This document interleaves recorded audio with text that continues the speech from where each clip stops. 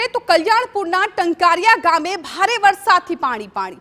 ટંકારિયા ગામે ઇતિહાસનો સૌથી વધારે વરસાદ અત્યારે નોંધાયો છે.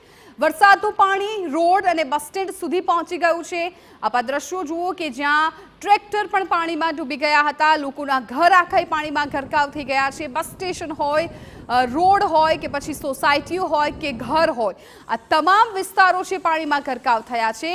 અને ટંકારિયા ગામે ઇતિહાસનો સૌથી વધુ વરસાદ આ વર્ષે જોવા મળી રહ્યો છે. એટલે અહીં જે ગામના લોકો છે એમણે ક્યારેય પણ આ પ્રકારનો વરસાદી માહોલ નથી જોયો અને આ વર્ષે મેઘરાજા ભારે ધડબડાટી આ ગામમાં બોલાવી રહ્યા છે. કલ્યાણપુરનો આ ટંકારિયા ગામ કે જ્યાં અત્યારે આખોય ગામ જાણે બેટમાં ફેરવાઈ ગયું હોય એ પ્રકારની સ્થિતિ છે અને લોકોએ ક્યારેય ન જોયો હોય એવો ઇતિહાસનો સૌથી પ્રથમવાર આટલો પાણીનો પ્રચંડ પ્રવાહ છે ત્યાં જોવા મળી રહ્યો છે.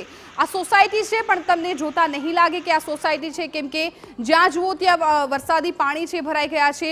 લોકોને જરૂરિયાતની જે વસ્તુઓ લેવા જવા માટે જવું હોય તો પણ આ ધસમસતા પાણીના પ્રવાહમાંથી પસાર થવું પડે છે. અને આ દ્રશ્યો જુઓ કે લોકોના ઘરમાં પણ પાણી ભરાઈ ગયા છે. એટલે પોતાના ઘરમાં પણ અત્યારે તેઓ સુરક્ષિત નથી એ પ્રકારની સ્થિતિ છે એ ટંકારિયા ગામમાં જોવા મળી રહી છે. છેક રૂમ સુધી પણ પાણી પહોંચી ગયા છે. આખો જે ઘરવખરીનો સામાન છે પાણીમાં પલળી ગયો છે. લોકોને શું ખાવું, શું એમને પીવું એ પ્રકારની મુશ્કેલી અત્યારે તેમને સતાવી રહી છે. પરંતુ જોવાનું એ રહે છે કે આ ગામમાં અત્યારે તંત્ર કઈ પ્રકારની કામગીરી કરે છે, કેમ કે ટંકારિયા ગામ કે જ્યાં અત્યાર સુધી ક્યારેય પણ આવો વરસાદ નથી પડ્યો, પહેલીવાર આટલો જોરદાર વરસાદ જોવા મળ્યો છે. અને હવે તંત્ર કઈ પ્રકારની કાર્યવાહી કરે છે એ પણ જોવાનું રહ્યું. હજી તો પાણી આપણે ઉતરી ગયું છે, તમે જોઈ શકો.